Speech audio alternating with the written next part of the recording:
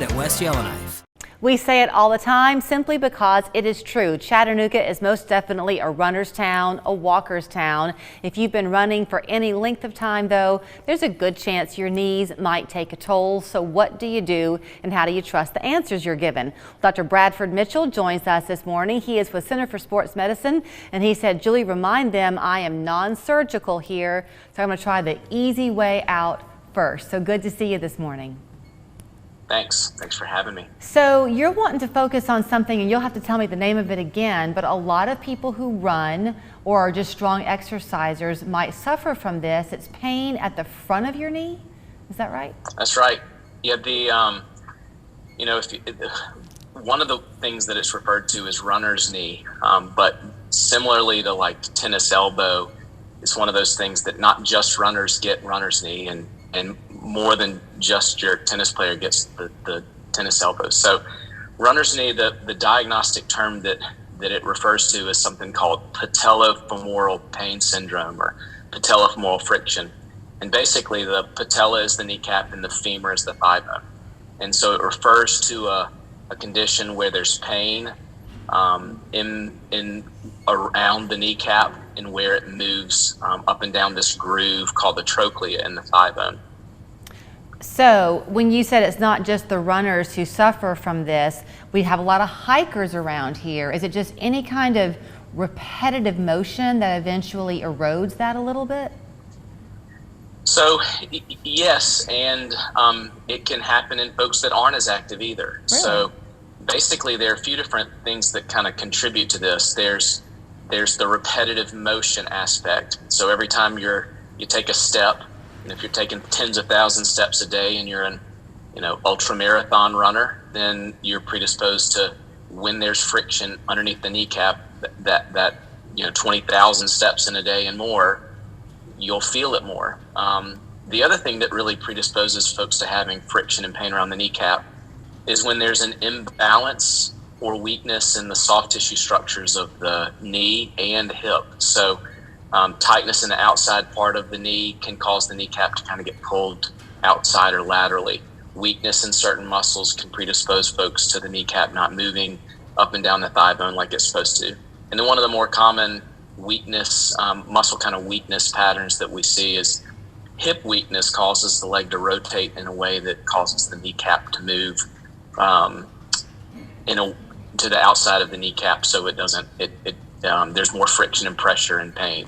It kind of feels, Dr. Mitchell, like the worry of, what lies beneath, because a lot of us are living our day every day and we think we're doing the right thing by exercising and eating healthy and all that kind of stuff, but you can't know what toll it's taking on your body. So if they come to you at Center for Sports Medicine as almost just like a routine maintenance, is that helpful sometimes?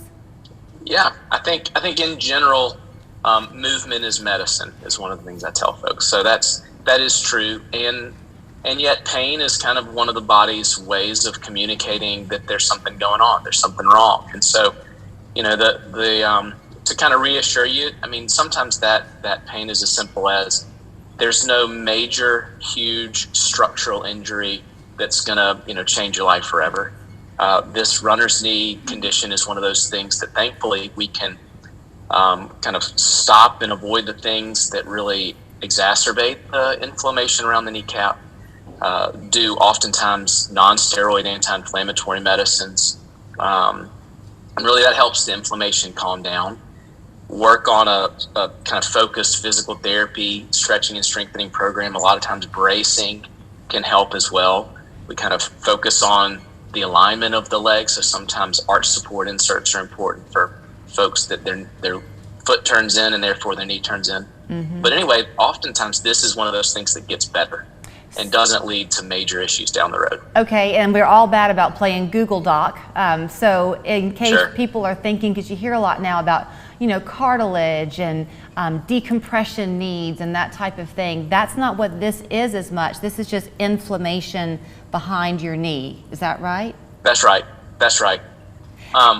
And yet, I will say a visit with a sports medicine doctor, an orthopedist, to kind of know exactly what you're dealing with, because you can have front of the knee pain, front outside of the knee pain, and it can be just inflammation, like you were saying. But you can also have signs that are concerning for a deeper issue of cartilage wear and tear change underneath the kneecap, or tearing of cartilage in other parts of the knee. So it is helpful to kind of get a firm diagnosis before you start moving down that treatment then pattern. Let me take that to springboard then into how people can get in touch with you. Are you only at the McCauley office, or do you spread out?